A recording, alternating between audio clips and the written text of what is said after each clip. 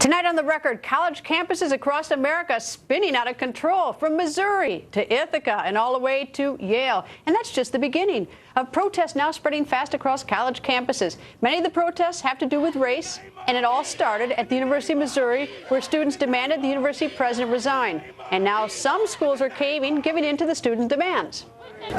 You need to get out. I actually don't. All right. Hey, who wants to help me get this reporter out of here? I need some muscle over here.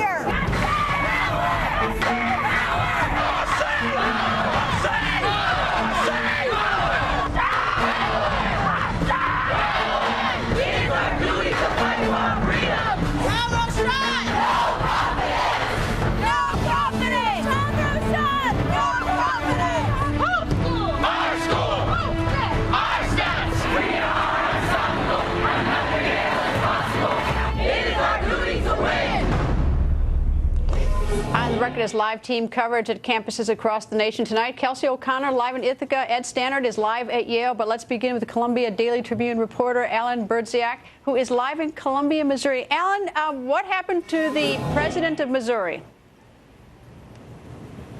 Well, in the last 24 hours or so, there's been several things happening. The man who's accused of making the threats the other day, the racist threats on Yik Yak, his name's Hunter Park. He made his initial court appearance today. His attorney argued for a $10,000 bond. The judge did not set the bond. She ordered a bond investigation. He's due back in court in about a week, and he's being held in isolation at the Boone County Jail currently without bond. Also, the professor, there's an associate or assistant professor, I think, Dale Brigham. He's a professor of nutrition and athletic science, I believe. He tried to resign yesterday over an email he sent. I guess some students took his email saying that if they didn't come to class for his exam, they'd let the bullies win. They didn't really care for that. He tried to resign, but the university wouldn't accept his resignation. He told us in an email that this morning, and as far as we know, the university won't comment further than that he is still employed there. And other than that, the Board of Curators did announce that Mike Middleton, he's a former vice chancellor and civil rights attorney, he was named as interim system president today. He's a very well-respected and well-liked guy on campus. He's been with the university he was with the university for about 30 years before he retired earlier this year. Alan, what provoked this? Are there specific instances that provoked these protests at this university? Well, there were several. Going back a few months, there was a guy who burnt a swastika into the ceiling at a residence hall. I believe it was in a stairwell. Then shortly after that, there was, well, it was a few months later, there was a guy in, this is in downtown Columbia off campus. He assaulted and yelled at a couple of Muslim guys outside the Islamic Center of Mid-Missouri. And then there was the much talked about swastika made with human feces in a residence hall just recently. There have been some instances of people being called racial slurs on campus here and there. And then the homecoming parade on October 10th, in which the original 11 organizers of Concerned Student in 1950 tried to confront Tim Wolf, who refused to get out of his car. And then after that, they started really calling for his resignation because of inaction on all these issues. All right, what's up? So the issues are swastika. The Jews, I would assume the Jewish students would be the ones protesting that, although we should all protest. I don't mean that. And then there's one against Muslims, and then there's another one against Jews, and then there's the racial slurs. How many incidents of racial slurs that we know of? I've heard of a handful. I mean, some of them have been reported to police. I've talked to some students on campus who've said that it's happened to them a few times here and there. Not all of them are reported to authorities, police, or university. When you mean a handful, do you mean less than 5? Or I mean, I know this is a little bit, not everything gets reported, but can you give me, I'm trying to get the magnitude of this. I mean, the ones that I've heard of and the ones that I know of are probably 4 or 5, but I'm pretty sure there are more than that. Alan, thank you very much for joining us. Thank you. And the small college town of Ithaca, New York, now thrust into the national spotlight as a result of student protesting at Ithaca College. Faculty will now hold a confidence vote on the school's president. Ithaca Journal reporter Kelsey O'Connor is live in Ithaca. Kelsey, good evening. And what is it that they're complaining about this president of this university? Well, there have been several incidents, especially this fall, that have led up to what was a massive protest yesterday. One event that students have continuously pointed to was a Blue Sky Initiative. It was a panel of alumni that were there to discuss education. But at that panel, an alumna who was also a woman of color, she described having a savage hunger to just succeed. However, that ended up twisted out of context, and two white panelists referred to her continuously as a savage. So people were very upset that in the 200 people in attendance in the audience, nobody said anything to intervene. All right, so now, let me ask about this panel. The people who said this were not students or professors or faculties. These are alumni that made this this remark. Is that right? Disparaging remarks made? Okay. And who was sponsoring this panel? It was put on by the college. Oh, okay. All right. So that's one incident. What else is there? Is there something else that's provoked this? There have been several incidents that have come up. That's probably the biggest one that people are pointing to. But students have reported issues of profiling among public safety, and students have been sharing stories of different incidents, especially when getting up to the megaphone yesterday at the protest. Just all accumulated into that protest yesterday. All right. What's the and is the faculty likely to do a no confidence in the president based on this? I can't say what the faculty. Honestly, the students are also throwing their own vote, and it sounds like they're very likely to cast a no confidence vote. We'll find out about faculty all right. today. Just a quick question: are there any allegations of sexism or swastikas or anybody else being targeted in any of this?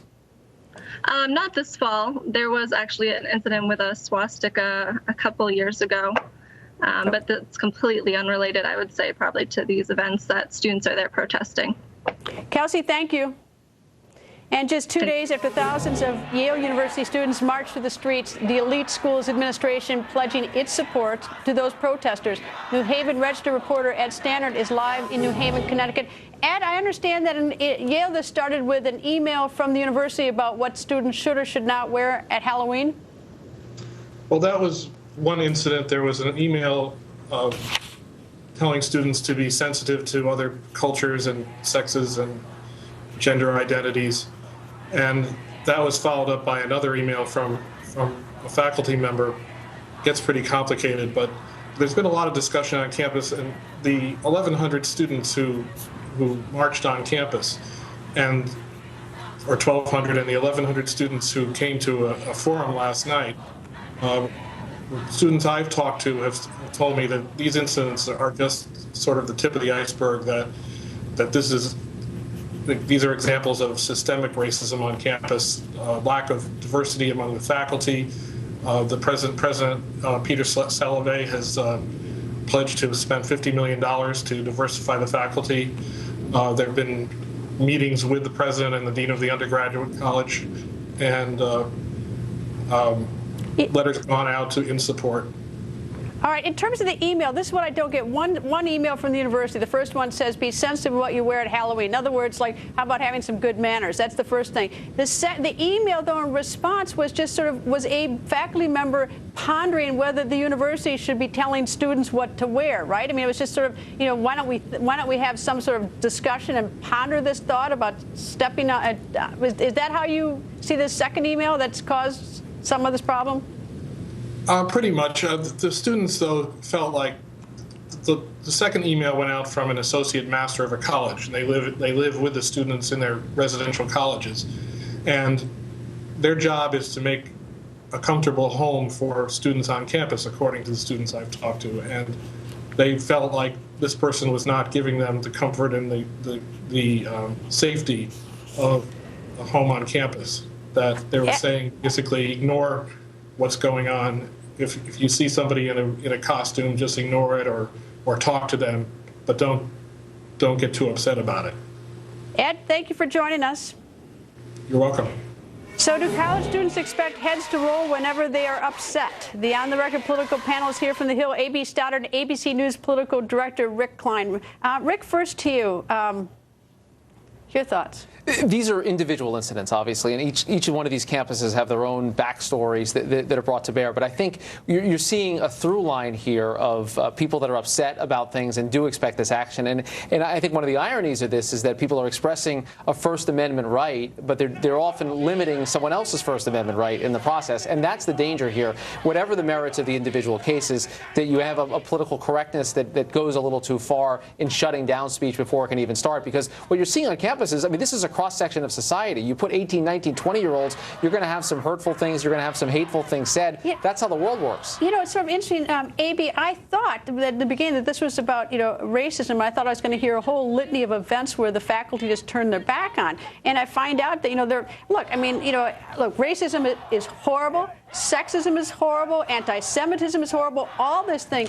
But I'm actually quite surprised that instead of these students taking the First Amendment right and having a strong dialogue on these issues, that this is where we are. Right. It's hard. Rick's right. These are individual campuses and cases, so it's hard for us to sit here tonight and go through which president should be asked to resign. And it seems like an overreaction.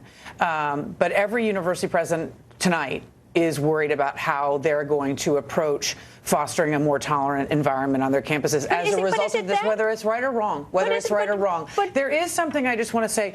Unfortunately, college campuses can be these compartmentalized cultures where, particularly sometimes on Greek campuses with fraternities and sororities, there is a more fomenting of racism that is absolutely wrong than there should be or you would find ever in a workplace in 2015 or an elementary school or a neighborhood. However, at the same time, I agree that if you and I can wear blackface on Halloween or sombreros and taped on mustaches, you can't stop people from doing this on a college campus either. But, it's almost like what in the world happened to manners that we've now got? Now we have the manners police. That they don't have enough sense not to do some of this stupid stuff. And you've got the faculty caving in and, talking about trying to police free speech. You do have a right to say really stupid, awful things. And that First Amendment is important. As horrible and ugly as it is, it's an important right.